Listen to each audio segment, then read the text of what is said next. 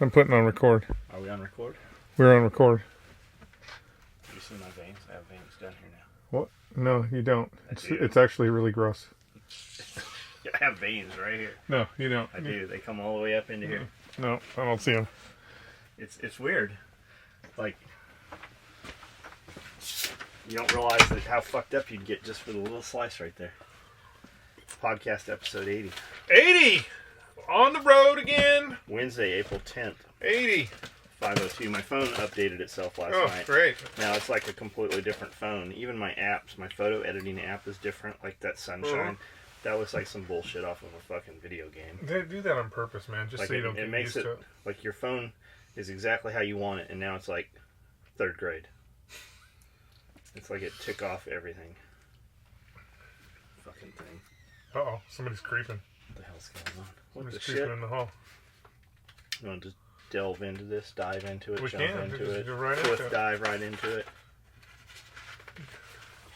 launch you out of a cannon into it. We could do that.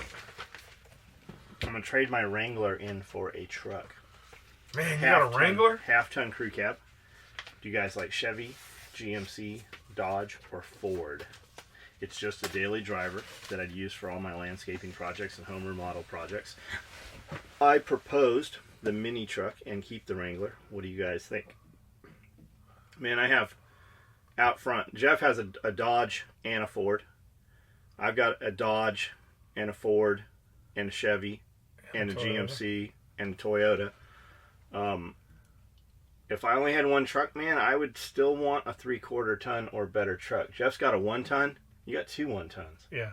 And I've got 3/4 tons. If I could only have one truck, man, a 1/2-ton truck is not the truck I would be going for. And like a small truck like the Toyota truck, And it's just I just got rid of the Toyota truck. It's just too small. And I'm already like, I just traded the Toyota truck, the TRD, the Tundra or the Tacoma. I just traded that for a 4Runner.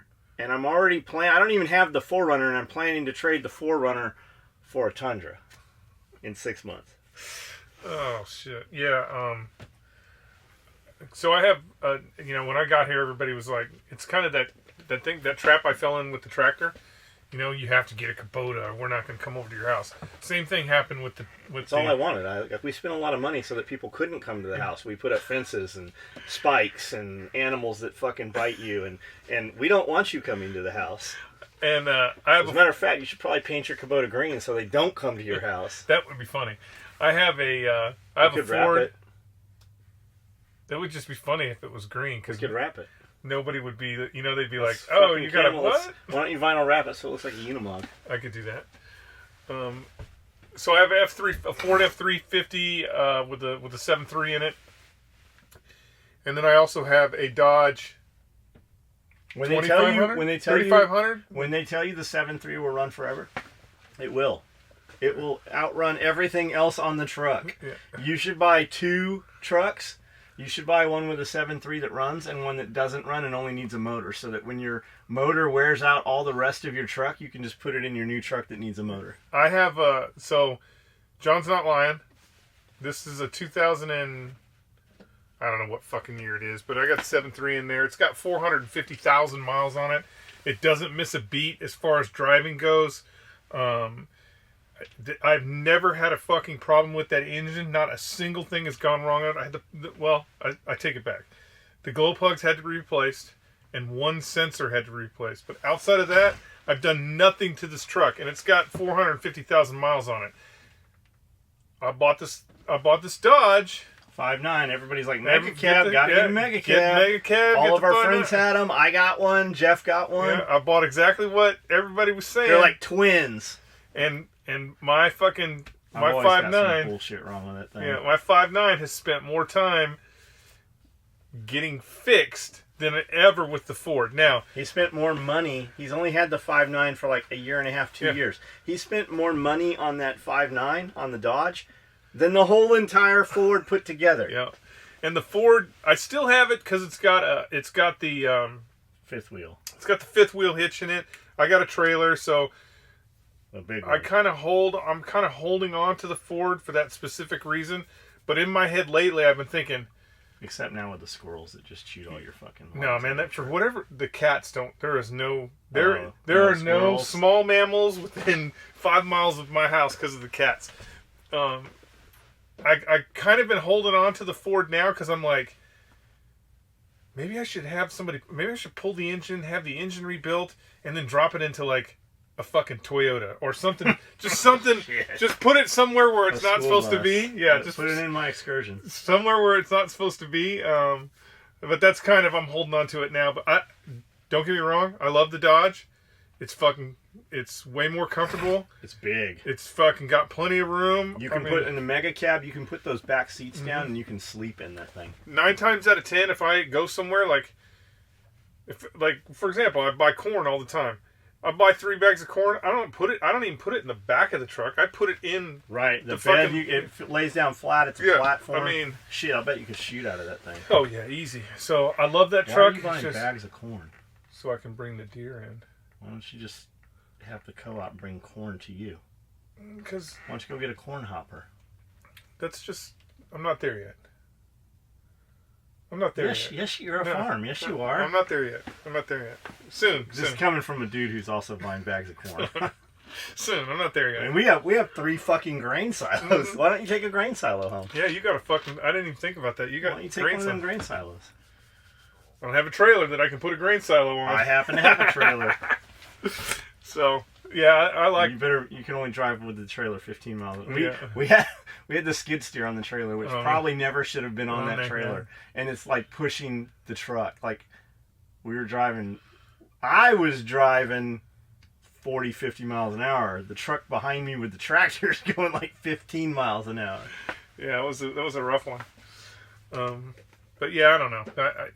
I like both the trucks. The Ford has given me less problems, but you can't really buy a low mileage 7.3 anymore. They're kind of hard to find. Like, we really need more information. Are you buying a brand new truck? Are you going to buy a pre-owned truck? Are you buying off a lot? Like, there's lots, at least around here. Like, we have lots that specialize in diesel work trucks. We have lots that specialize in work trucks, utility type, flatbed, power line trucks, shit like that. Man, I like all my trucks. I have so many vehicles right now. Like, we have to make a conscious effort. Every morning when I go to the gym, I try to start something different. Yeah. Every time I send one of the kids to the co-op, I make them drive something different. Just the biggest damage we do to them right now is just not running them. Yeah. The F-250, it fucking looks cool. It's on 37s. Like, it's a good truck. It's a V10. It's got a fucking pretty new motor in it. We just kind of need more info. Are you trading something in on it? I like the diesel trucks, man. I've got 2 of them right now. If Toyota had a diesel, I'd have a fucking Toyota diesel. They do, don't they? In the Tundra? I don't know if maybe they do now. I think it's kind of recent. I think it's very recent. Liberty Chick says, "Hey guys, man, I look good. Look, I don't know, man. Look, I look fucking good. Look at them veins. I'm not even like. You're not really popping. I'm not even flexed. I don't feel like you're popping. Hey guys, got the last purple tool bag. Yeah, you did. Fucking, this is a pretty recent comment too, because I fucking 57 minutes ago. I put that on there so she could get it today. Yeah, we have one. I was paying attention, Skully. Thanks so much. I have some special tools for that bag. Also, yes, I'm married. We know he comments. When I mentioned the 69 in one of my comments, I was talking about how on podcast 69, John said you do 69 like this, and I do it like this, and you made a gesture with your hands, and even Skully said, I don't even know how that works. What I was talking about, everybody knows 69's like this. I said, do it like this. And I don't even know how that works, or something along those lines. I wanted you to elaborate to us how the hell that did work. Laugh my ass off, but thanks again for all you do. Keep it rocking. I say shit for shock value. See, we got 3 comments out of you. Out of that. All right, yeah. I work. John actually used to do it like that, though. Well, that's because of the twins. That way I don't have to do my part of it. The twins. That's true. The twins. That's true. It's kind of like a triangle. I work for a small family business, Ray's Appliances. Oh, this is Max. And I tell them all the time that we need to get a social media presence because it's just too damn easy to create something like an Instagram page.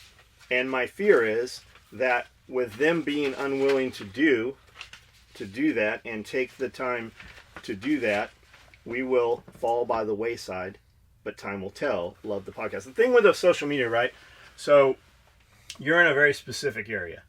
So give information and it will draw business to you. And it doesn't even have to be information that there might not ever be an exchange of funds, but if you were giving information, like, you never know where that could go or what that'll become. People will send business to you. People refer friends to you. That's a very targeted audience. It's a very small audience in the area there. But you'll get people from all over the world. I mean, we've got fucking literally people from all over the world on the podcast, on YouTube, on Instagram, on Facebook. And you never know, man. You turn that into something else. It could become fucking t-shirts or hats or just giving information. You don't know where that'll ever go, but you have to start yesterday. Like, you need, and it's just like building an email list. You need to have those fucking people. At any time, Instagram could just change their shit again. You have to have email. There's so many people who've started these Amazon stores and made fucking tons and tons of money, and all of a sudden Amazon changes your ranking. Amazon sees you making all this business. Yep. So they start selling your product knocked off in China or allowing other people to do so. And you have no contact with those customers. You should, every time you're out in front of a customer, you should get them. Don't give them a fucking receipt and go, hey, will you fill this out? Hey, can you fill this out for me? Put it in their hands and they will start to write. Collect their information and build a database and start moving forward with that. That's what should happen. Like, I'm terrible with that shit. But I should be doing that every customer we come in contact with at Blade Show. We sell, hundreds and hundreds of just belts alone at Blade Show. Every one of them. You don't leave it as an option. Hey, what's your email address? When we run their card, we get their email address. And then we're going to subscribe you to this, okay? You can unsubscribe at any time. You have to make that happen. And it doesn't take a lot. Like, I'm terrible about, we go do shit all the time, and I meet fucking cool people, like people I've always wanted to meet and shit, and I never pull out the phone and go, hey, can I get a photo? Hey, can you take our picture? That takes fucking 20 seconds. 20 seconds to record something that's never going to happen again in your life, but you were just in the moment and you didn't take the fucking camera out. And that's the same thing with your social media. You got to start that. Maybe you should start the page, Max. Make it your page. And it doesn't have to be for that company. It can be, how to move shit correctly. Just fucking tips and tricks and what kind of dolly. Like the thing you said about the dolly, man. Literally the next day after you were telling us about the dolly, this fucking dude comes here and we went and did all the hard work and fucking got all the equipment. And this dude comes over who moves this shit. And he's like, get out of my way, guys. I'll move this shit. Like, we rented a fucking piece of equipment. It cost $350 for the day to be here. We had it for 2 days. This dude comes over and we didn't even use that fucking piece of equipment because he has this furniture moving dolly and it's got like a little kickstand on it, and he did all that shit. I'd have never even thought about it had you not told me that, Max. Fucking do that yourself. It doesn't even have to have the name of the company associated. Just how to move shit properly, or Acme Moving. Like, that'd be funny. Like, you should Acme Moving, and your logo could be the fucking, the Roadrunner dropping a piano on the fucking Coyote, and the Coyote's got the moving doll. Like, you could turn that into so many different things. It can go so many places. Yep. And you're out there doing that shit. You don't have to show the company name. Fuck, Max, you build the page. And then show them benefit to it if you're going to stay with the company, or have them, start one simultaneously for them and then give it to them. That's a tough one, man. We're in a super fast transitional phase. You know what's happening. Yeah. You're watching it happening. And a lot of it's you're late. Yeah, we're kind of almost too late. Now that Jeff Bezos is a fucking kabillionaire, but it's happening. Your third-party sellers they don't exist anymore. Sears is fucking gone. Kmart's going to be gone. Your malls are going to be shut down because there's no reason for me to have to hassle with trying to get my product in your store, and then I'm shipping it to you, and then you're paying me. You don't need to do that anymore. With social media, you can go directly to the customer. That's a fucking win-win-win. So if you got you own your customers, own get the retention.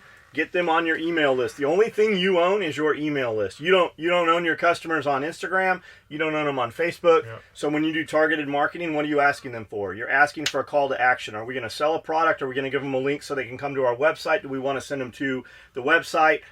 Better yet, bribe them. Right? Bribe them. Fucking, we will give you this. I'll give you $10 off your first order. We show them a tool bag. Call to action is join our email list. For joining our email list, we're going to send you, 20% off this fucking bag or whatever. Now I have you on the list. People pay fucking $3 to $10 a piece for good email addresses, customer retention email addresses like that. I just listened to a whole fucking podcast on this today. I have 40,000 people on our email list. They said some things that I didn't know was the case. I'm not going to tell you because fuck it, go find out for yourself. I tell you guys all the time what to do. And if you really are worth a shit and you want to know the information, you'll fucking email me like a lot of you guys have been doing. I have a list of, I don't know, maybe 20 people that when I have applicable, I listen to YouTube shit all day long. I listen to podcasts all day long. And I send those to people. Like when I make those little videos in the morning, I send longer videos to a group of friends, people that I do business and stuff with. It's our own little it's a little fucking group, and I forward that to people. And a lot of you dudes on these videos, you've been fucking hitting me up about links, and I send them to most of you. Some of you guys, I'm sorry, I just fucking get busy. I mean to send them. So I don't remember where I was fucking going with it anyways. Anyways, get a social media presence. Yeah, you have to, and you have to convert that. So we're about to do a lot of shit with our email list. So if you're on our email list, watch for it. I have 40,000 people. I have 5,000 people that open their email every single time we send one out. I have 12,000 people that open their email 50 to 60% of the time we send one out. And then the rest of them, we have a huge portion that opens it sometimes, is what it said. Sometimes to rarely. That's as bad as, like, we'd be better off if you unsubscribed at that point. So what are we doing? Well, we're not going to fucking tell you. I'm not even going any further with this. Watch for emails, guys. Check your fucking email from us. Hey, guys. Love the podcast. John, do you ever miss not having to deal with employees? Just you and sewing machine building custom gear in a small shop. My buddy hired his 16th staff member, and he bitches all the time about employees and how he misses when it was just him and a truck. He owns an HVAC company. Now he says that, but does he really miss it? Does he really miss it? Because it was just him. Did he make more money? I would make more money. John Willis makes more money with way less employees. John Willis, but John Willis has to actually do a lot more of the actual assembly and stuff. I still sew almost every day. I sew on the weekends. When I go out, and Amanda and I go out, all day on the weekends, fucking her and I get back here at 8, 9 at night. We work till 3 in the morning on Saturday, and then we sleep in on Sunday and get up and fucking go somewhere, and then we work all Sunday night. We still work a lot, even when employees are not here. The biggest hassle you'll have, though, is the human factor. That's why you see so many people putting those kiosks in. I mean, it takes away that margin. It takes away that hassle.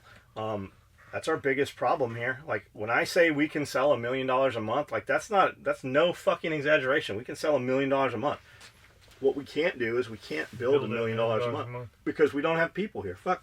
We have good employees right now. Every employee we have right now is fucking high performing, but every day something happens. We had a girl today is like, I'm going to be a little bit late to work. I've got to go to a counseling appointment. She didn't walk in here till after fucking lunch. She wasn't here till fucking 1 o'clock, and at 5 o'clock she got up and left. There's still people here working until 8 o'clock every night. She could have stayed and made up some of those hours. She won't make up any of that. She's good, really good at what she does, but she won't make any of that time up. It just won't fucking happen. Unless you sat there and made her, and then she's going to be disgruntled about it. So it's easier just to fucking let her go, and her paycheck's lower this week. Like I don't know what to do. Like we've gone through and given everybody raises. When you give a raise, you expect more performance. You don't ever get it. You get it. It's very, very temporary. So do you have to pay more? Do you like where? Do you punish them somehow? Like that's it's. There's not a right or wrong there's not a right answer to it. It's just the fucking human factor, and no matter what you do to incentivize them to do more, they don't do more. You have a few people. You have literally there's 5 people in the company, 6 people in the company, doing most of the work on the sew floor. There's really 2-3 girls out there that do over half of the work every day, and that's how it is. So I don't know. Like, you want to go to the next level, you got to have fucking bodies, or you got to do something. I don't know what that fucking answer is. And I've been doing this 30 fucking years and still don't know what the answer is. Eventually you just get to the point where you've just had enough one day and you fucking weed those people out. Like, we weeded out, and when one goes sideways or one fucking throws a tantrum and quits, it's always in threes. It always fucking cut. Didn't I tell you? It's in threes. And we weeded out a couple of like stragglers, or just after 90 days or 6 months just weren't fucking performing, never went beyond where they were, and we're getting more shit done. We got rid of somebody that just constant irritation. Like, they're doing something that you don't want to do, so you just keep tolerating and keep putting up with it. But when you get rid of them, like you say all the time, you're like, motherfucker, I'll do your job. Like, I will do your job. And I'll just fucking work a couple hours a day more. And that's what I've been doing. I mean, I do that person's job in, I don't know, 2 hours a day, probably 2.5 hours a day. Maybe, yeah. And then we've got a kid filling in doing all the rest of the shit he was doing. Literally, the kid is performing at a higher level than that person ever did. So, really, we were paying him 10 hours a day? 12 hours a day. I don't know what his lady stayed, because he was here 8 to 8. We were paying him 12 hours a day, and really he was doing about 4 hours of work.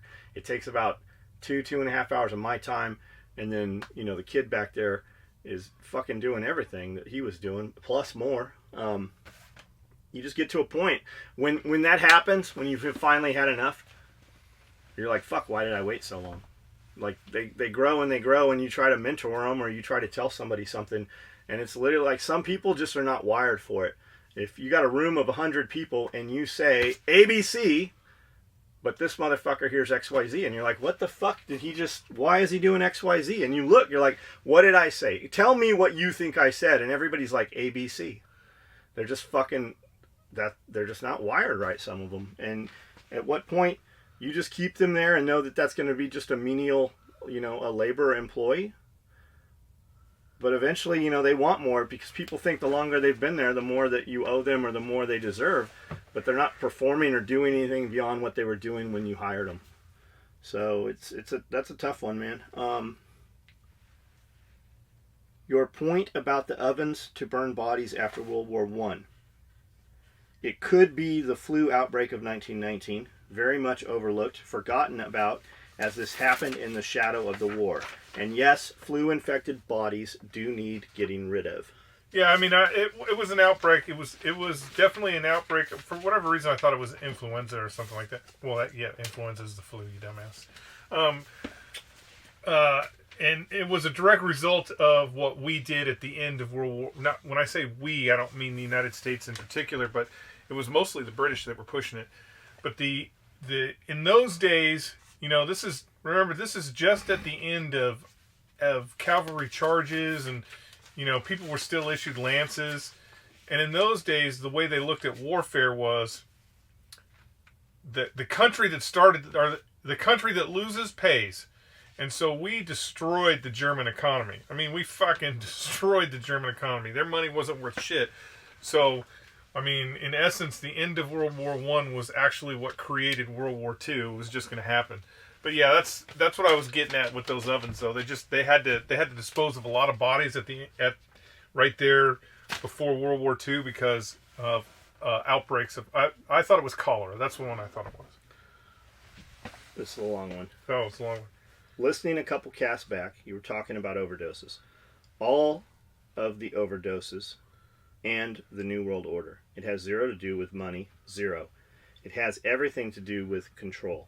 The rich, who are causing this, money no longer gives them joy like it used to. I would agree with that. You see that especially like with the elite and all the sex crime and the weird abductions and child stuff. Like, they become desensitized to it. It no longer gives them, they no longer have that chase once they fucking have acquired that. They're on to something, sinister. They have more money than they could ever spend. The hunt for money no longer gives these rich meaning. The New World Order wants to control population. China controls population by mandating how many children they can parent. Trying to limit family size in the West would never fly. Along those lines, what's the deal right now in China? There's fucking a billion dudes with no girlfriends. Yes, there's. I think it's in China right now. They have a serious problem with. I think I want to say it's 43 million men. They have 43 million men. Think about that number. That have no fucking chance whatsoever to get married because of the disparagement of females. Why don't they give them all AKs and send them to fucking the Middle East? Or maybe why don't they export them all down to Africa and have them start paving roads and creating an industrial highway so China can start taking those assets from Africa into China. I was just thinking more of the raping. Oh, for the raping? Well, that's one of those things that's on the horizon that I think... Go ahead and breed that out of them. That people need to be so aware is that of. What's happening? Are they building an industrial highway? Yeah, they're fucking doing all kinds of shit in Africa. Yeah. They were actually exporting only males to Africa because they have this male dominance problem. When you have a bunch of young males with high testosterone, it's real easy to have a super problem if they can't get laid. So much so that the Chinese government has actually put out that it is okay for a Chinese woman to have multiple husbands. Do you think you think they're getting sex in Africa? Is there brothels and shit I'm like sure, that? man. I'll bet it's not even African. I'll bet it's not even Indige. I'll bet it's fucking the prostitutes are down there. Yeah, I'm sure they're getting some down there. I don't know what I was going to say. What is the new... Trying to limit family size, what does the New World Order do? They convince that it is a woman's right to murder their children, abortion. Please don't think that this is the drug manufacturer simply lose huge batches of lethal medical drugs. These drugs are completely tracked from plant to mixing and inception to delivery and administration to patients. I'm sure they are. I mean, they check. I'm sure there's tons of nano drugs at this point. They know exactly where they came from. I'm sure that the drugs also have some kind of tracker or, when I say tracker, I mean like a tag in. Like every explosives out there has an identifier to it. I'm sure they do too. A lot of modern ammunition has a tag in it now too. The DEA knows where all these drugs are. Each drug has a lot number. The lot number is completely trackable and sequenced. What I'm saying is even at the pill level, I'll bet they can trace it. They can trace all the manufacturers and ingredients for meth at a molecular level. They have trailers that actually they have profiled all of that, just like they know where radioactive isotopes, and every time there's a bomb like that or a dirty bomb, they can track it back to where the actual ingredients came from. They're doing that with all your meth shit. They've been doing it for fucking over a decade now. That's the Russians. When the Russians assassinate somebody in England, they always use the same isotope as a fuck you guys. Yeah, as a fuck you. So it's like when the British are like, oh, this guy just died of fucking severe radiation poisoning, they can actually tell. Yeah, they can actually tell exactly where it came from, and the Russians will just be like, we don't know. What nuts? Even though we know we were busy wrestling tigers. Yes, we were wrestling tigers. Those numbers are entered into a database along with the person who want, what, were, and when gave it. The hospital does not want to be driven out of business, and the docs who administer don't want to be sued or put in prison not logging the medication. I hear you, but there are many docs that get hooked on drugs they give their patients. All of those drugs and amounts are tracked. Lethal medical grade drugs simply just don't walk out the door. I would agree with you. When the drugs go from the manufacturer to the distributor, It has both a company and government agency to its destination. When hospitals order those drugs, they pay a ton of money, and those drugs are electronically tracked. Do you remember the riots in my town of Baltimore? They knew exactly how much drugs were on the street when they broke into the CVS. Is not about money. What better way to control the population than to OD people, the undesirable people that does not fit the New World Order. Hitler tried it with the Jews with gas. Hitler actually went through the asylums and did the asylums first, and then prisons, then gays, then prostitutes. The Jews were just at the end. That's where he got gypsies. That's where he got stopped. Out of Eastern Europe. And he actually corresponded and met and came to the United States and talked to our eugenics doctors. That was all pioneered here in the United States. Darwin's cousin put a program in which became eugenics. Survival of the fittest evolved into eugenics, and Hitler got that from them. Like, that is actually still law and on our books in several different states in the United States right now. Look that up. Find out for yourself. Hitler tried it with the Jews with gas. The New World Order just put these drugs on the streets. They want in. This is done on purpose for the ultimate high of killing people and controlling population and weeding out those they don't want. If this was a problem of just losing medical grade drugs, don't you think people would be suing the companies who produce those drugs? Don't you think the companies would be under investigation for not following tracking procedures? The U.S. government can put these companies out of business and throw them in jail. The New World Order would say, abort those you can get to and OD the ones you are not able to abort. I don't necessarily disagree with you. I'm not sure what exactly we're talking about here. Fentanyl, there's a bunch of synthetic fentanyl that's hit the streets that's killing people. Yeah, of course. I mean, fucking crack in Los Angeles. I mean, why wouldn't they do that for less desirable to weed out the population? The world's overpopulated. Fucking, that's what the eugenics, that's what Agenda 21 was all about. Now it's Agenda 51. I mean, just fucking put in Agenda 21 and watch some of those crazy ass videos, right? From 10, 12, 15 years ago.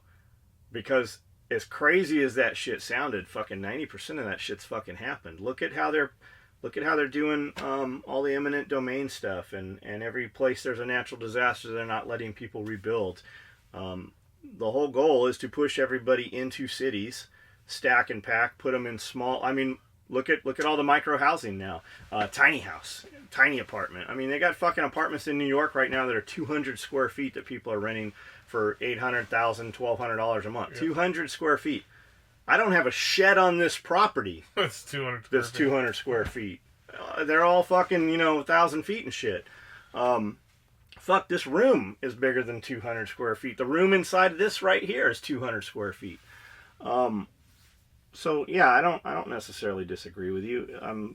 We just went over a tipping point in the United States, I believe last year, where more people live in cities than they do anywhere else in the United States.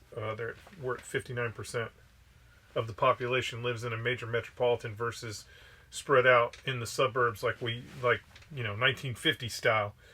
So it's there. You have to think about the policies and the things that are pushing people in certain directions, right? You could say, if you're like John was talking about with the Agenda 21 stuff, you could say maybe the housing bubble of yesteryear was done on purpose because people were buying bigger and bigger houses and creating a price structure that was not affordable. So now you have people that are like, I just want to buy a tiny house. Let me buy a tiny house. But that fits right into what they want, right?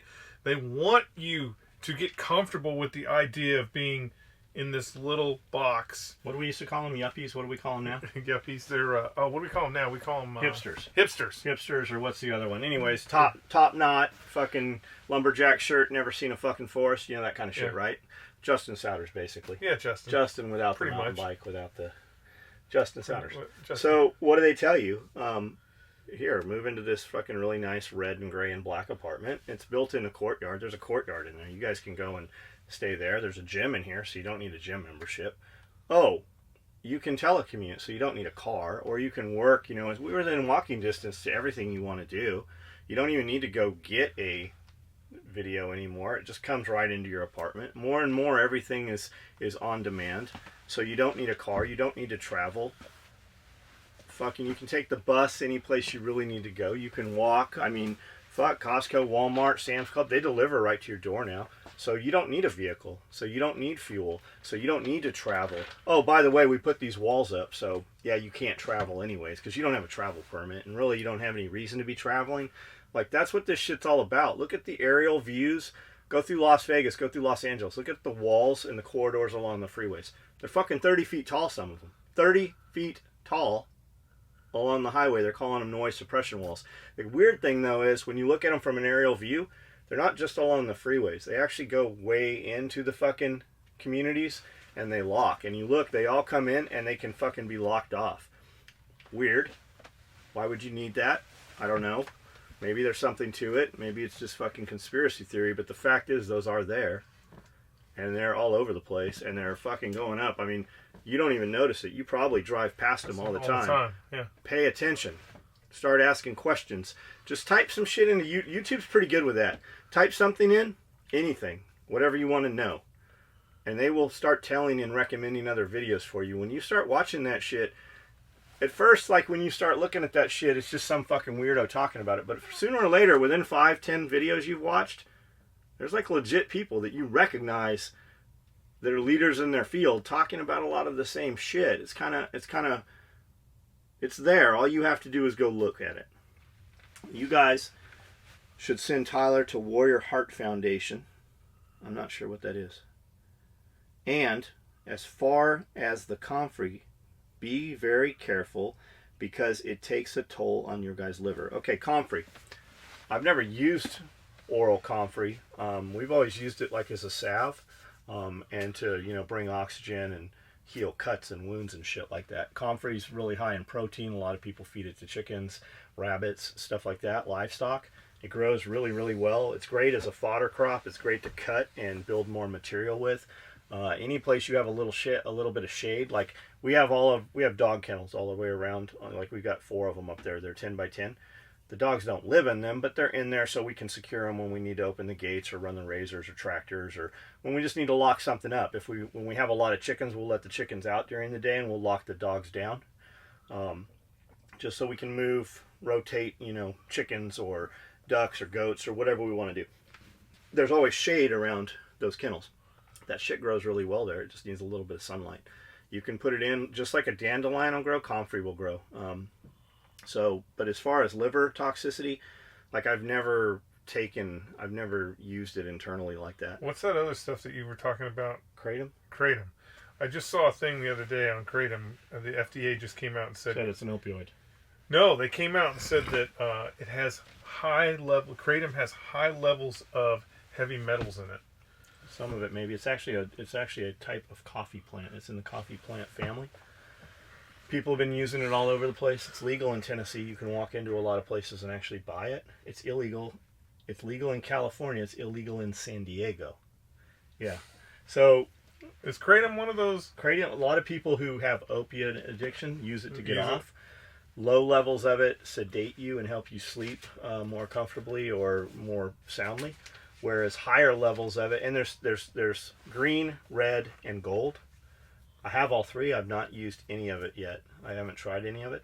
I believe that the difference in the colors are how it is prepared at what temperature that it's tried at. Yeah. But I just watched one of the better videos I've seen on it. This chick goes in to a smoke shop, and just like weed, they've got fucking 50 strains of it. You got to find the one that works for you. Works for you, yeah. I literally want something that I can take and sleep more through the night. I want to sleep more sound, deeper, for a shorter amount of time. I don't want to sleep shorter than I'm sleeping now. Like I use Gero Laboratories has a sleep aid, which works pretty good. Run Everything Laboratories. We've been set up as a dealer. We actually just placed an order with them. I've been using Rest Every Muscle, REM is what they call it. I've been using that for a year off and on, and I kind of rotate between them. Sometimes I don't take anything. Sometimes I'll use the Gero for 3-4 days, then I'll use Run Everything. Sometimes I'll take 2 of one of the other. I do sleep I sleep better, but I still wake up at 3 or 4. But on the nights I use it, I'm way fucking, I'm faster the next days. I just think that I get better economy for my sleep. Yeah. Just like Tropin, Swinney Nutrition Tropin. I still rotate that in there some. And they're 3 different the main active ingredients in them are all 3 different. That's why I like to rotate through them. Yeah. I find that on nights like when I have a margarita, tequila or whatever, I go to sleep faster. You wake up slower.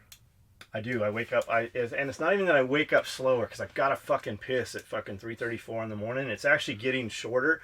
Whereas I used to wake up at 4:30. Now I'm up at 3:30. I'm like, fuck, I'm up. Like this morning, I was on the ground at fucking 4:30. I was fucking ready to go. When I got in here, I fucking did a bunch of shipping before the gym. But I like the alcohol, like brain fog. I never knew what they were talking about with brain fog until I started using other things that upped performance, nootropics type stuff. And then I'm like, fuck, I always heard about brain fog, but I never knew brain fog. And I killed the brain fog when I stopped drinking the tequila. And I got veins here and back here. I don't believe it. It's the alcohol. I don't believe it. It's the alcohol. And I'm eating a little cleaner. Like I just ate plain eggs this morning for breakfast. So Kratom is what Jeff's talking about. Yeah, Kratom. Check it out. You'll hear that it's the devil. You'll hear people in other countries are like, yeah, I use this in lieu of pain pills. And I just want it for performance. I want it for sleep enhancement and performance enhancement. New shoes for my debut coming up. Vanilla Gorilla in heels. Gunner Dakota. Keep it up, men. Keep not sucking the government dick. Dakota, are you a female or a male? New shoes for my debut. I don't know who this is, but I would like to see. Get some shoe porn. Let's get it going. Or if you're a dude with titties, we'd like to see those too. We'll look at if they're nice titties. If they're nice. Is there a KTM X-Bow GT in your garage or one of the shipping containers? A KTM X-Bow. I don't know what that is. I'm guessing you mean KTM motorcycle? Or are you talking like bow trainer? Bow flex? Yeah, I was thinking, doesn't KTM have a fucking enduro no, a 3-wheeler? No, you're thinking Polaris has the slingshot. Slingshot, that's what I'm thinking of. Man, I see them when we go to Cars and Coffee and stuff, dude. There's some fucking cool ones out there, and you can run them around, man. Yeah, you can take them down the freeway. And then Can-Am has that other thing. There's a few things out there like that. Like Can-Am commercial, like really sells me. Like, it's a good fucking thing. There's not a Can-Am fucking dealer like within an hour here because there'd probably be a few of them. Their commercials are pretty good. I'm not sure what that is, dude. In the wholesale side of all products being the same thing, I'm a crane operator and I moved some silos to a new location. They were right next to a railroad line and will get loaded off of trains inside the hot bottles from all kinds of different companies, somewhere darker, somewhere lighter, but they were all loaded from the same nozzles. The bottles themselves have slightly different color to make them look like they were different. Same thing with other products. Oh, he's just saying different label. Yeah, he's talking about the protein powder thing I was talking about. Same thing, just a different label. Kind of like if you go to, there's none of them here in Tennessee, but if you in California and you go to 7-Eleven, 7-Eleven has its own brand of potato chips. So they have 7-Eleven brand potato chips that are exactly like the Lay's potato chips. And the reason why that is because at night, the Lay's potato chip crew turns the light off in the factory, and they go home, and then the 7-Eleven crew comes in, turns the light on, and they just fucking change the bag. Is that true? That's it. Yeah, it's 100% That happens a lot. A lot of your counterfeit, like Louis Vuitton, and Polo was one of them that was happening. they run the same machines and the same fucking extra material. It just kind of goes out the side door off the books. It's actually made with the real stuff. Some of you guys know, some of you don't. I've been buying up a lot of vintage handbags, especially at like antique shows and antique markets and stuff. I have a fucking pile of Louis Vuitton bags, and Amanda found one, and it was like $3. Like, this has to be counterfeit. Whatever, we'll fucking cut it up and make something out of it. So she brings it in, Jeff, and the intention was never to show it to Jeff, but Jeff saw it. He's like, what the fuck? So Jeff actually spent like 2 hours researching this thing online. It's made, you cannot tell this motherfucker's fake. Yeah. It has a serial number, it has the tag, it has the plate. Everything is perfect. We found tons of bags using the exact outer material, the exact inner material. The throw off, the problem with this bag was they never put that cream Louis Vuitton interior in there. Those bags only came with the darker material. The goods all look to be real product. Yeah, it looks to be But that was the rub, was that they had the wrong color liner in that thing.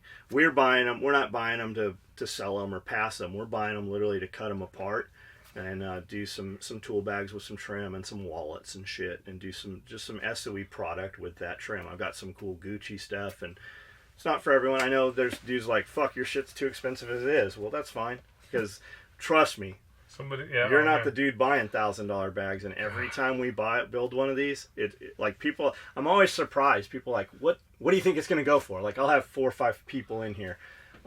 Pierre's like, what do you think it'll go for? Jeff, same thing. I'm like, I don't know, $500. Those bags always go for $1,000. Yeah, easy. Every fucking time. Like, sometimes a customer will get it that's just like a really good customer. I'm like, I'll just like, fuck it, you can have it. Like, just send it out. Like, we did that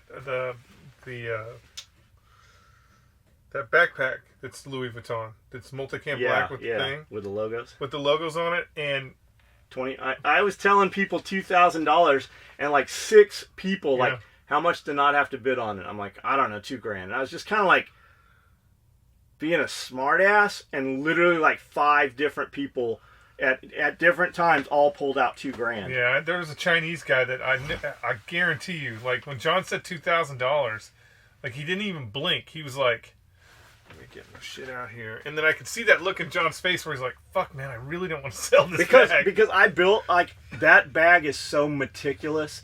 Like, I clocked all the print on the pattern. Yeah. Like, we threw away a lot of material building that. I made sure all the logos lined up on the pals, and I just won't ever duplicate it. Like, I blew my wad on it. Like, I fucking worked on it for 2 days straight, a whole entire weekend. Let Tyler wear it. We took a bunch of photos and shit of it. That bag is so nice. Like, I like just taking it to shows just to listen to people talk shit about we have one that's Tiff and Company also. Yeah. Like, we never built those bags to sell them. We were going to auction them and then donate the money, or, you know, do something with them. We still take them to every show just because of the fucking attention they draw. In the whole... Okay.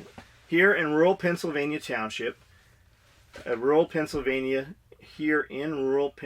Township can designate public roads as dual use. This designation allows ATVs and side-by-sides to drive on the road with other street-legal traffic. Does Benton County or Camden allow off-road vehicles to travel on the road? So the deal is this. We have what's called medium-speed vehicle, and that is how all of my Razors are license plated. Now, I've seen lawnmowers with a license plate. We've seen four-wheelers with license plates. There's a little, like in California, you could never get a dual sport dirt bike. Guys, there were some dudes that had some XRs dual sported. I've got an XR 650R with a plate on it here. No problem. You take that to California, they'd lose their fucking shit. Yeah. There's kids here running around on 2-stroke fucking like white. There's a YZ250. There's a KX125 with license plates. What that means is it's 45-mile-an-hour vehicle. Now, there's some places you want to go where you have to cross fucking 50 and 65-mile-an-hour zones to get to them. Like here, for instance, this highway out here is 55 miles an hour. So we drive, 100 yards up and get on the surface roads. It's never been a problem. If you catch the wrong officer, they might write you a ticket. Now, there are some cops that will pull up, like my buddy Jeremy.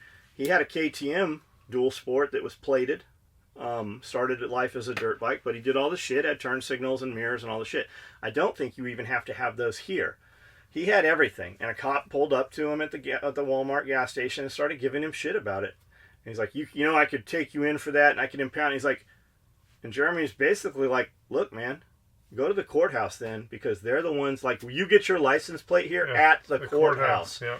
So you get with your boss, and you have your boss call your boss's boss, because Benton County is issuing these plates out. We also don't have an inspection here. No. There's no vehicle inspection, so you've also got dipshits out here running around with their exhaust going plop, plop, plop, plop, plop, plop, plop. They take that equalizer pipe between the fucking pipes off, and they run straight fucking pipes with no equalizer.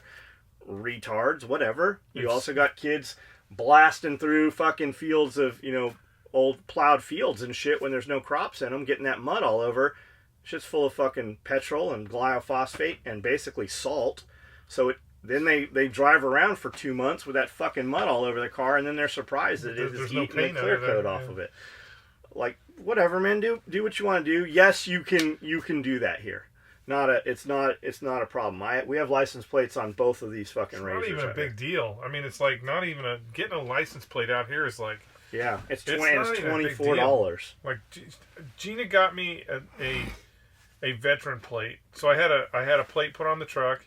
I just wanted the fucking American flag plate. And then later on, she got me a veteran plate. So we had 2 plates, right, for the truck. And she's like, you know, because we're from California, so it's like, who do we turn the other plate into? And the lady's like, screw it up on the wall in your garage. No, she's like, it's your plate. Put it on something else. You got something else you can put the plate on? I'm like, When I like what? Like my scooter and shit? I'm just going to put a plate on? And she's like, the plate belongs to you. Put it on something else. You can put it on something else until it's expired. So when we did the paperwork to trade the Tacoma in, he's like, do you want to just keep this plate? I'm like, I don't give a shit. I've got to fucking pay to register. It's not like they're giving me a discount for keeping this plate. Yeah. But they're going to take it off, and they're going to put a different plate on it at the dealership when they sell it. But you keep... So technically what you can do... Because that plate doesn't say Benton County on it. Yeah, what you can do is you can take that plate... If the tags are not expired, you paid for it. Right. You can take that plate off, and you can put it right on the 4Runner and drive around with like that. Right. Well, I'm getting vanity plates. Cockmonger. Cockmonger? Cock peddler. Think they'll approve that here in Tennessee? Yeah, they won't know what it is. That's true. Maybe not. Yeah, they won't know. I just wanted an American flag plate. And she's like, are you in the National Guard? I go, can I have an American flag plate? She's like, you tell me you're in the... They weren't even going to check. You tell me you're in the National Guard. I didn't get one. CBD oil is just like any unregulated supplement. Some processors do a better job processing out the THC. Some not. Some I don't think that's true. Well, CBD, if it is from marijuana CBD, but if it's hemp CBD, you don't need to do anything. I don't think you need to do anything to it because it doesn't have any THC in it. The plant looks identical. Until they test it, they can't tell one's hemp and one's marijuana, was our understanding. And we had a dude stand here who's growing hemp here in fucking Tennessee. Tell us that. I know some have tested positive for THC, but when you're buying it, it can be hard to figure out how and how do you know you're not really buying marijuana CBD either? Yeah, I think that's the case. And I think most motherfuckers that are like, well, I only used hemp CBD oil, that's them trying to fucking pass off that they were smoking fucking weed fucking last night, I think. Yeah, that's the thing I talked about the other day. I've talked about a couple times is with CBD oil is, you know, people complain about the government and they shouldn't be in our business. But part of the reason why they're in our business is because, unfortunately, you know, human beings are fucking shady as motherfuckers. And they took, I can't think of the name of the company, but they got, you know, the top CBD products from California, and they tested them, and almost none of them had any CBD and oil in it. So, and that's just because it's not regulated. Because it's not regulated, I can put whatever the fuck I want in there. So it's possible that it's just marijuana in there, and you're like, oh man, this shit is working great, and then you get popped on your drug test because you drive a forklift. Where I work, there's a strict no drug policy and random testing. They put out a memo saying not to use CBD oils or lotions for what it's worth. I live in New Mexico where medical cannabis is legal, But again, it's strictly a no-go where I work. So my feeling with that is that you've got dudes smoking weed, and they're going, well, I don't smoke weed, I just use some CBD oil. So what does your company do? They fucked it up for the rest of you guys. Okay, fuck it. Yeah. Here's our solution. You can't use that either. That's the other thing about legal marijuana. Certain Yeah, it's illegal in the military. certain companies can, even if they make, let's say they make marijuana legal everywhere. If you work at, I don't know, let's say Bill's fucking trucking company, they can still fucking drug test you, and they can still fire you based off of your drug test. Yep. Thanks for another insightful podcast. Did you hear that Bank of America raised their minimum wage to $20 an hour? Far cry from the $3.80 hour I got for my first job at minimum wage back in 1990 at the local car wash. What were your first jobs? My first job, I had all kinds of like little odd jobs. My first job was probably $3.50 an hour at a McDonald's. $2.20. I was working at Value Land. It was a wholesaler for material, Carpet like and stuff, sewing material. You know, where your mom. It was in Tierra-Santa. In Tierra-Santa? No, not Tierra-Santa. I'm sorry. God, what's the name of that town that's Santee? above Lakeside? It's above. It's just above. It's like, God, I can't think of the Kearney name. Of Mesa? Maybe Kearney Mesa. Convoy? Maybe Kearney Mesa. Rosecrans? Just above No, it wasn't Rosecrans. It wasn't that far in San Diego. Just above Santee. Can't think of the name of the town that's in. Anyways, so it was a fucking. I spent all my Lake days. Elsinore? No, definitely not Lake Elsinore. All my days in the warehouse, fucking ticketing fabric for $2.25, and that was a good job. Yeah. I did construction. I was the Mexican. They would drop me off. The Mexicans would roll up to the job site and drop me off out of the beat-ass white Toyota with a pickaxe, shovel, and a sledgehammer. And then I would bust up concrete slabs. The boss didn't even know you were working, man. Those Mexicans were like, we're going to get this white boy to do all our work, and we're going to go have margaritas. Now, it was a guy named Jeff Hunter, Sierra Mesa Corporation. I was 12, 13 years old. I was a little fucking asshole, really. I guess I really wasn't too bad of a kid. You know, Mom was working 2 jobs and, you know, keeping us in housing. Like, when we moved to Tierra-Santa was the nice area. Mm-hmm. And it was expensive. Mom worked for General Dynamics and then had other little, you know, part-time jobs and shit. Parents were divorced. Dad was in the area for quite a while, officer in the Navy, doing recruiting and stuff. So this guy was just the dude that had the big house at the top of the street. Kind of a mystery when he first moved in. Had a wolf, and the wolf would get out, and I'd fucking play with the dog and shit. He'd come down and get the dog, and he had a fucking smoking hot girlfriend. Her name was Teresa. So I'd take the dog up there, and Teresa'd be out there fucking washing her car or whatever, little titties out, not out, but I mean fucking bikini and shit.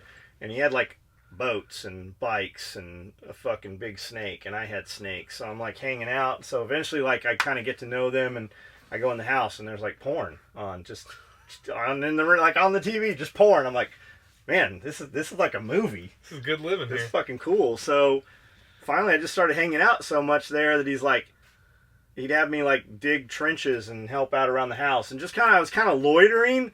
I think they were like, why is this kid fucking here? But I wanted to hang out, so I was just there a lot. So finally, they just started taking me to work with them, and it was decorative brick, block, and masonry. And looking back, I was probably a pretty shitty employee, but I worked.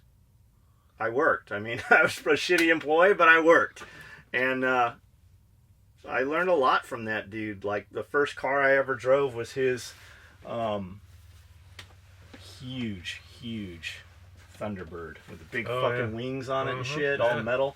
And I'm driving, and he's probably fucking drunk. Teresa's in the back seat, and they're like sliding around and shit. And I'm driving, and we're coming down from Mom's house one way and coming up. It's this big giant 3-mile loop, and there's cops, and I'm like, there's cops. He's like, well, don't hit them. Don't hit them. They're busy. Just drive on past them. God, I thought I was going to jail for sure. Don't hit them. Don't hit them. But Jeff actually reached out to me. I was still in the other building when Jeff reached out to me, and I don't know what he's doing now. He's still in California, but he had his ups and his downs and his ups and his downs. But looking back, man, that dude fucking really molded my life somewhat. But $20 an hour. So if your minimum wage is all $20 an hour, everything else is going up with it. Like it's all fucking. That money's coming from somewhere. I mean, and here's the thing that most people don't understand. Like when they're like, $15 minimum wage at McDonald's. That's not coming off the top end. Why do you think you're getting kiosks? Yeah, it's not coming off the top end. The motherfuckers that are making millions of dollars, it's not coming out of their pockets. They're not going to go, you know what? You're right. Here's a couple more bucks. There's only two things that are going to happen.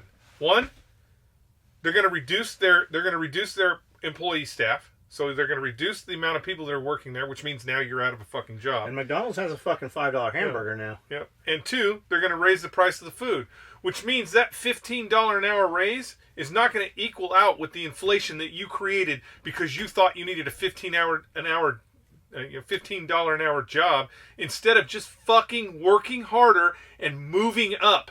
Those fucking minimum wage jobs are not for a lifetime. It's not a lifetime conviction. If you're 45 years old and you're fucking in there flipping fries, I hope you just got out of jail. I hope you just got out of jail, and that's just your stepping stone until you get back on the crew and start making real money. Or hitting banks again. That's what I'm saying. Back on the crew and start making real money. So yeah, it's a false narrative that the fucking liberals are pushing that somehow that's going to make life better for people in America. It's not going to make life better for people in America. It's just going to make a gallon of milk more expensive. Like we're kind of torn with that. Like so. How do we get more employees? Maybe we need to start them higher. But then you have the catch-21 of, okay, we started our employees at $8 an hour. We move them to $10, $9, $10 pretty fast. You just have to kind of show up on a regular, like, for 90 days and be better than you were fucking 30 days ago. We have people making considerably more than that. So if we wanted to come out the gate and go, okay, we're going to start all of our new sewers at $12 an hour, we could probably have a bigger pool to pay for. When word got out, we were starting our sewers at $12 an hour because the girls working at the convenience store for $10 an hour are going to go, hey, I can make more here. And this is normal hours, and I get to listen to music, and it's fucking nice and air conditioned, and it's bright, and it's not a fucking sweatshop. Like when you go to Carhartt, it's a goddamn sweatshop. Like we have a Carhartt here. And they go up and down. It's crazy. They will hire 100 people and keep 2 fucking people. They will train 100 people for 8 weeks, and at the end of 8 weeks, they fucking have 2-3 people left on the. And it's all just it's moving money around for taxes, is what it is. But in theory, we should be able to steal from Carhartt and hire them. We have a couple girls here from Carhartt that are fucking amazing. We have had 50 girls here from Carhartt that cannot sew at all. They literally, because it's the same thing running the line, it's production. It's a button pusher. That's all they fucking do. And they cannot fucking sew. So I want to start them higher. But then you have the problem of, we have girls who have been working here who are not fucking, they have not performed. Like we would pay them more if they would just perform more. Or, I don't know, show up to work 5 days a week. Or, I don't know, fucking be on time to work. You know, just the normal employee shit. We've got girls. I want to pay them more. I want more employees. So do we start them higher and then go ahead and if our start out's at 8, but we're going to start them at 12, that's $4. Does that mean, to be fair, I give all my employees $4 an hour more? I would love to do that. Most of them aren't worth it. And if we did that, we would not be getting anything more than we're getting right now. And the sad, I mean, I don't know, maybe we fucking try it. We just don't fucking make it known. Maybe we fucking try it for the new hires. I would like to pay our girls more. Like I would love every fucking Thursday or Friday to have a review one-on-one with an employee and go, you have done ABC. If you continue and you do C, D, and E, I will give you $1 an hour. And then in 90 days, we'll rediscuss. People like $1 an hour is not much. If you're making $8 an hour, $1 an hour is a lot. If you're making $20 an hour, $1 an hour is not that much. But they used to give nickel raises. That's true. I got a fucking nickel. That's true. I used to give nickel raises. $1 is a lot of money because when somebody says $1 is not a lot of money, you're thinking in the confines of an hour, not 40 hours, not 80 hours. You're not thinking of the actual time. $1 is a fucking when you're talking about a big company, $1 is a big raise. Not to mention, as an employee, that fucking door out there is open from 8 to 8. Like and I'm here. Well, I'm here on Saturday. We used to run a crew of fucking 10 people on Saturday. Like, there are hours to be had if you want the hours. You want more money? Work more. I was sick for 2 days. Did you make the fucking time up? Because your pay is 16 hours less because you were sick for 2 days. Yet I'm here 4 more hours after you leave every day. You didn't even make a fucking effort. Hey, I really, I need my pay to be, normal. Can I work, 2 hours for the next 5 days? That's 10 hours. And then to make up the other 6 for the other part of the time, is there any way I could come in on the weekends? I have never, ever one time told somebody they cannot fucking work. Ever. Never. I've even stayed in town or come in on a Saturday because the girls wanted to work part of the day on Saturday to make up some hours or have extra hours or whatever. But they're not doing that. So why should we pay them more? They're not producing more. A couple people produce more and we give them raises. But your bare minimum, so how do we, it's just a fucking, you can't lower them. If you start them at $12 an hour and you're like, hey, you're not worth the shit, we're going to pay you fucking $8 an hour. Fucking, you can't, so what the fuck do you do? I don't know what the answer is. I don't know. Well, the real answer is open a second shop fucking in a city. That's really the answer. It kills me when I see families out to dinner and they're all on their phones not talking. When I sit at the restaurant with my fiance, my phone stays in my pocket. I get so annoyed when I'm having a conversation with someone and they pull out their phone and start responding to a text. I also had asked earlier about Nomex for a suppressor pouch. I thought it was just heat resistant. So, good for a warm, hot suppressor. What about just a larger knife pouch without the Velcro? Or without Velcro if it would melt unless a dumbass put a red hot suppressor in there. Doesn't have to be red hot, man. You put a lukewarm suppressor in some nylon, it's gonna fucking melt it. Just a pouch size, right for totaling around the suppressor. The problem we're gonna have is that even though we tell them it will melt, dumbasses will still fucking melt it.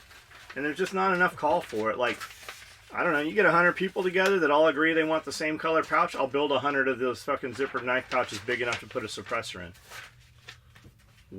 Just because fucking you get 3 dudes to come on a video and say it, that doesn't mean I can fucking sell 100 of them. Yeah. Hey John, on the camo single point slings, can I get a QD attachment point? The option isn't there on the website.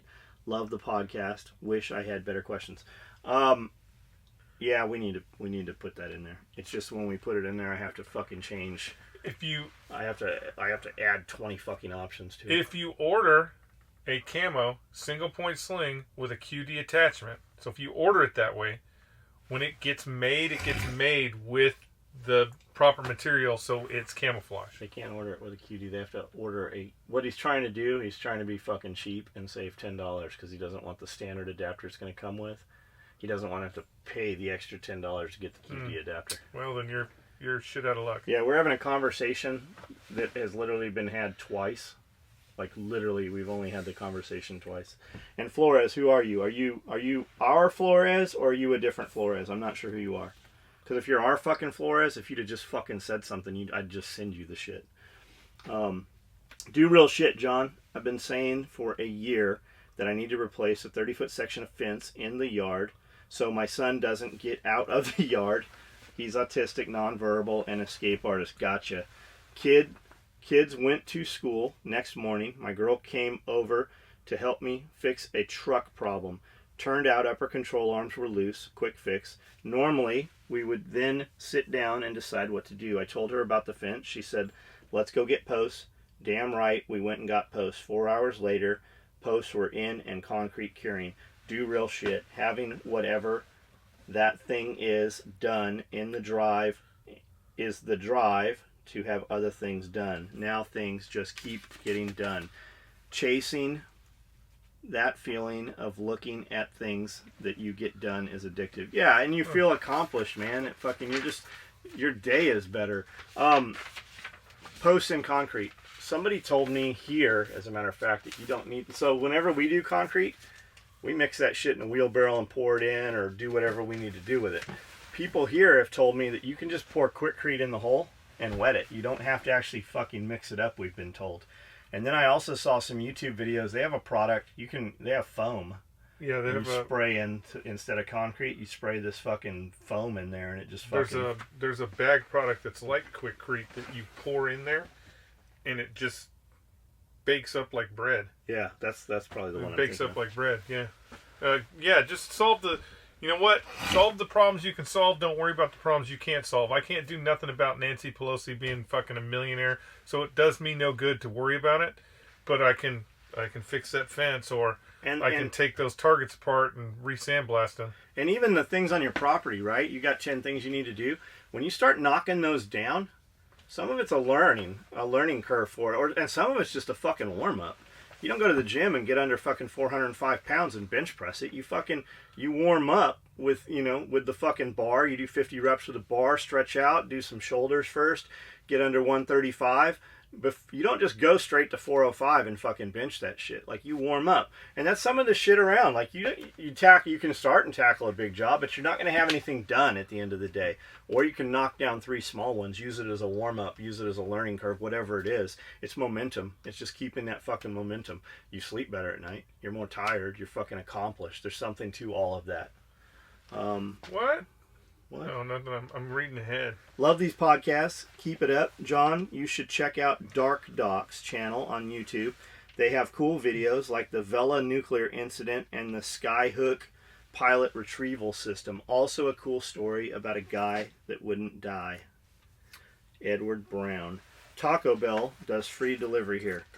For what that is worth, laugh out loud, let me reiterate: to build your own drone, if you're being limited, you learn more, you can fix it when it will indefinitely crash, and you can update without spending hundreds or more for newer pre-built. Don't get me wrong, I have a DJI, and they are very user-friendly, but with today's rules, it does make it hard to fly. I have 2 military bases within 125 miles that's causing problems even in my own backyard. So Ed Brown, with that, I would guess you can probably jailbreak a drone. There's dudes out there doing it just like phones, right? Also, with that said, I have a DJI Mavic Pro 2 and I have a DJI Mavic Pro Zoom. I have crashed both of them, and both of them fly 100%, and the cameras work, but the gimbal does not rotate correctly. So like, one is focused straight down, so I can do awesome aerial views, and the other one is focused up and to the left. So I need a shop to send those to. I have DJI Care on one of them. I need to send it in. The other one I bought DJI Care, but I didn't ever register it. I need a shop. I need a job shop that I can send those to and have them just fix it. Usually, from everything I've read, and I have a Mavic. I have a DJI Phantom 3 that also has a fucking camera that's the gimbal's fucked up on all 3 of these things. It's usually a tape. Yeah, I've seen all the how-to videos and the little tiny screws, and you take 8 screws out and the wire tape and that shit. I don't want to fuck with it. I want to pay somebody a couple $100 and send that $1,400 drone to them and have them fucking send it back to me in a couple weeks working. Do you have a name of a shop that you have used personally, or know somebody that has? Chris Seaton. As a kid, I can remember my grandma telling me about her first husband. The story is Japanese subs were spotted off the coast. Her first husband went clamming and never returned. A couple of days went by, and he was found in the beach, shot in the head, and a Japanese handgun found close by. Then, someone from the government shows up at her house, telling her never to speak a word of it, and he died of natural causes. I'm not sure how true the story is, but she told it the same every time and never known her to be alive. It's probably true. Yeah, it could very well be true. The Japanese did visit the coast.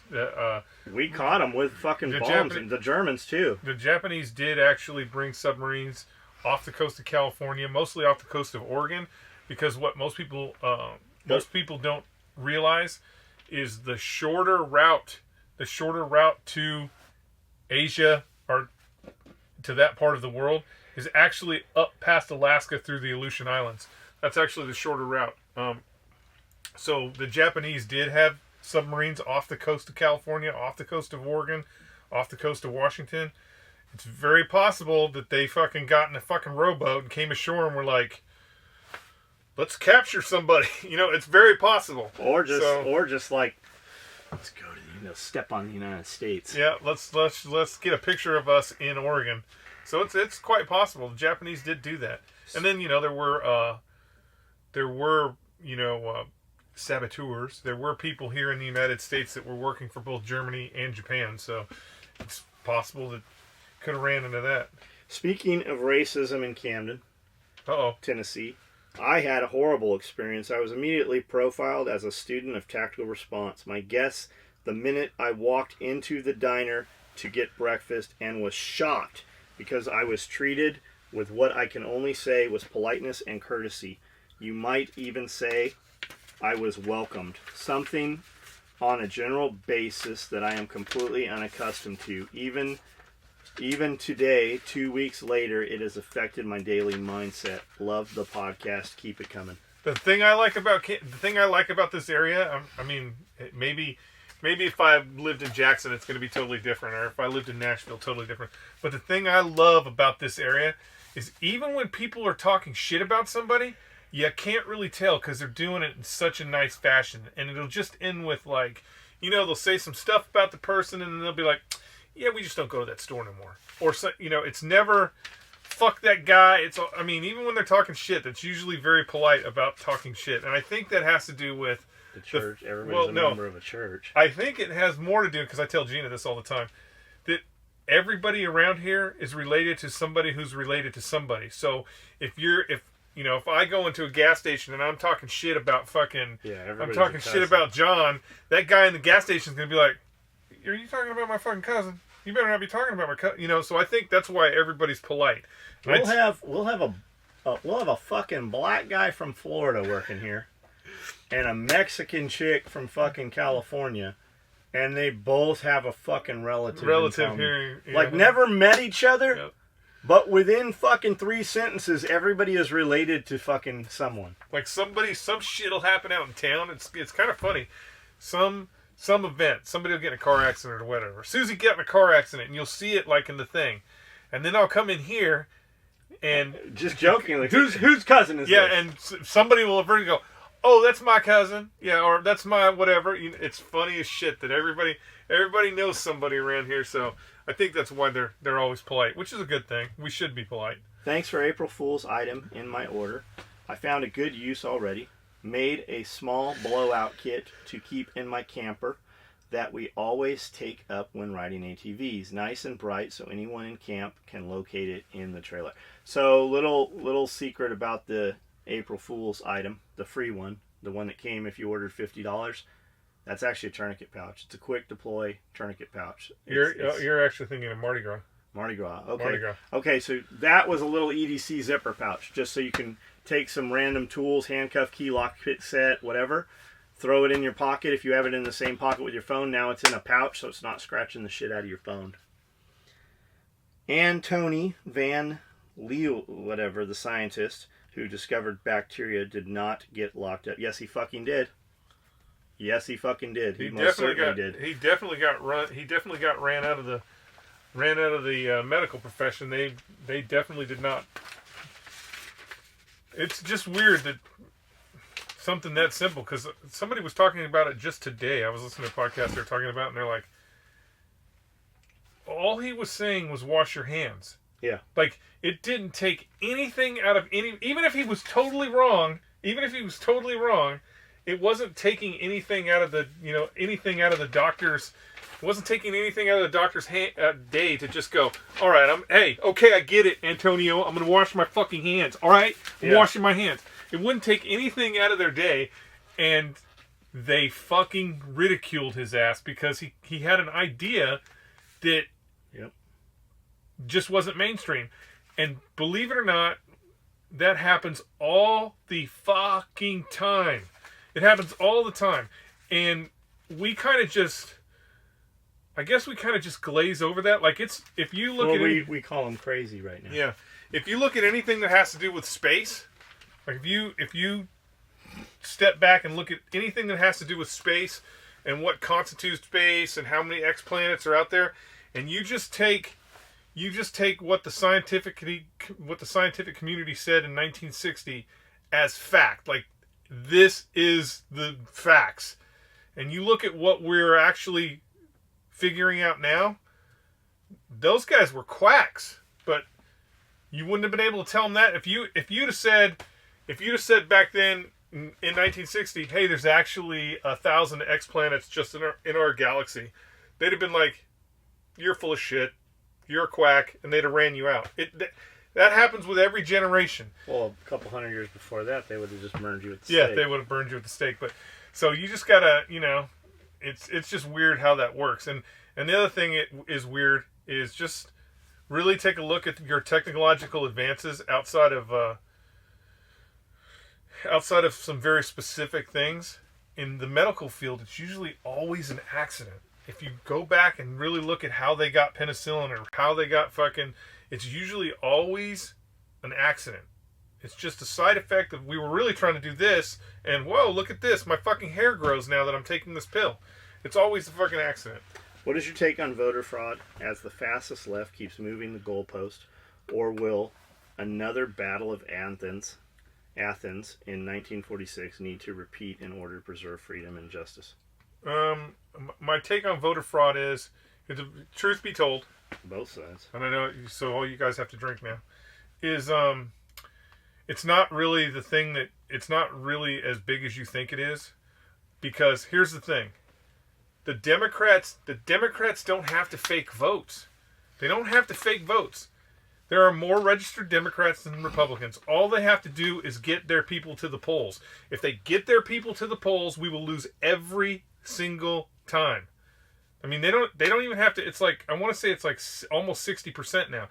All they have to do is get their people to the polls. That's it. They just got to get them to the polls. If they can get them to the polls, we can. Well, I say we.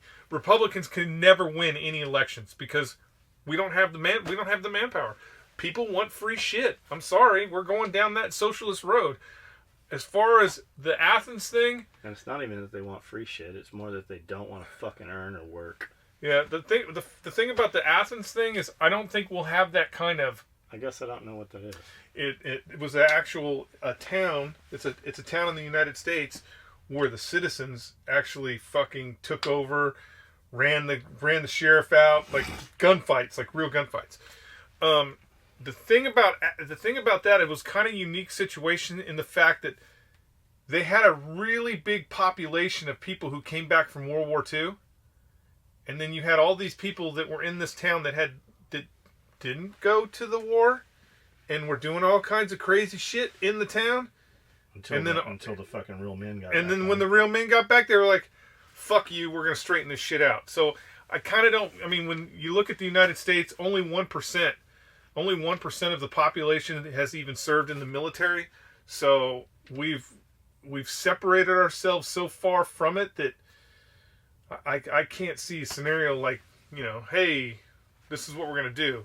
Even though when people talk about, the interpretation of the Constitution, we were talking about this the other day about states' rights and all that.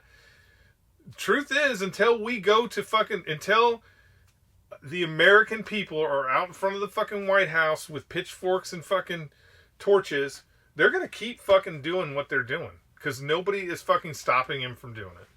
Did you get bit by a cobra again? Yes, I did. Right here. See? Yeah, it's on the top too. What the fuck is getting you? Cobra, man. I told you at night they fucking come and get me. A really big ass spider. Yeah, it could be a really big ass spider. Fuck, what is that? You don't know what it is? I is? have no idea. It's chiggers, huh? No, it can't be chiggers. Why? Because chiggers go for the insides. So I'd have them on the armpits, inside the hands, behind the knees. I've had them all over my legs. Yeah, that's just because you're so sweet.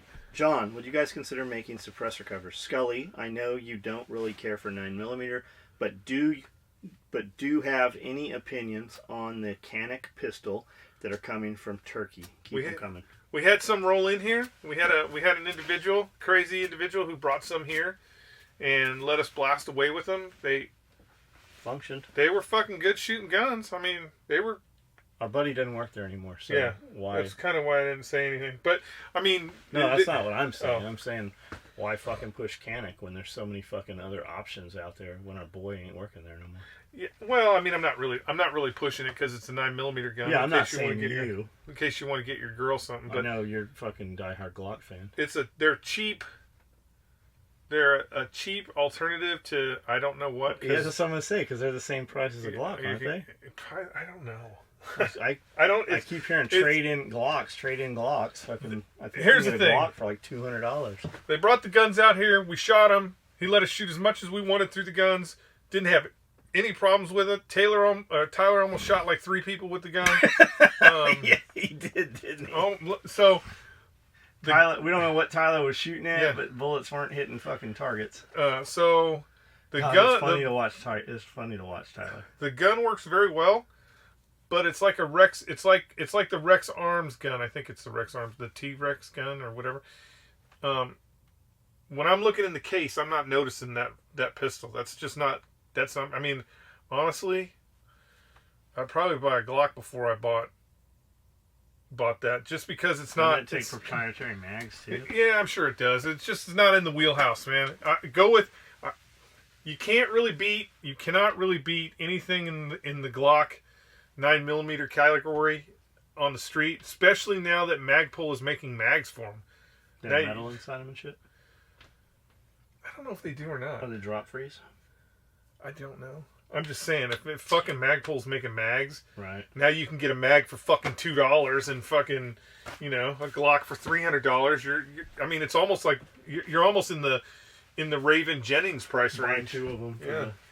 If you want Tyler to shoot something at 12 o'clock, you gotta have him shoot it like fucking 7:25. We'll do this last one, and then we'll fucking cut this. We're that deep already? We're 90 minutes. Oh. The Navy came out and said that we cannot even invest in hemp stock like a month or 2 ago. I think it's kind of ridiculous. That it does sound fucking pretty ridiculous. The Navy. So he's in the Navy. I don't know how the Navy can regulate. I don't know, but how the Navy can tell you. If he's saying it, I believe it. Yeah, I don't know how the Navy can tell you what you can invest in, especially since most investments are a divergence investment. So, like when you're in the teachers union, you don't know what the fuck they're putting your money in. It goes into bonds and this and that and big oil and guns and fucking flamethrowers. So I don't know. You guys seen what is this shirt? It's the Cockface shirt, right? It's the Cockface, yes. The new Cockface shirt. I haven't even put it up on Facebook or Instagram yet. You have to. I put it on. Oh, you had to put it on something. I put it in one of the private groups yesterday, and today I put it on MeWe. All right, so that's why you should have a MeWe account, guys, so you can get them because they're almost gone. Are they almost gone? They're almost gone. I like this. I just didn't get you one because, like, every time you're like, "Oh, awesome." I don't know what you want me to do. Jump up and down? Another black shirt. I mean, it's because I offered you something, and you're like, I'll take this terrible, ugly yellow one. I'm like, what? No. Yeah, another fucking black shirt. No, I'm actually like... You want some black shirts? I'm like... Are we back on black shirts? Like, we got Space Force shirts. Black on black? We got Space Force shirts in. It's got yellow on it. First shirt we put them all up. We put them all up. I'm like, I like the Space Force shirt. How come I didn't get a Space Force shirt? And John's just like, whatever, man. You don't wear shorts, so... All right, guys. We will see you tomorrow. You can't wear short sleeve shirts. You're not wearing shorts. Same bat time.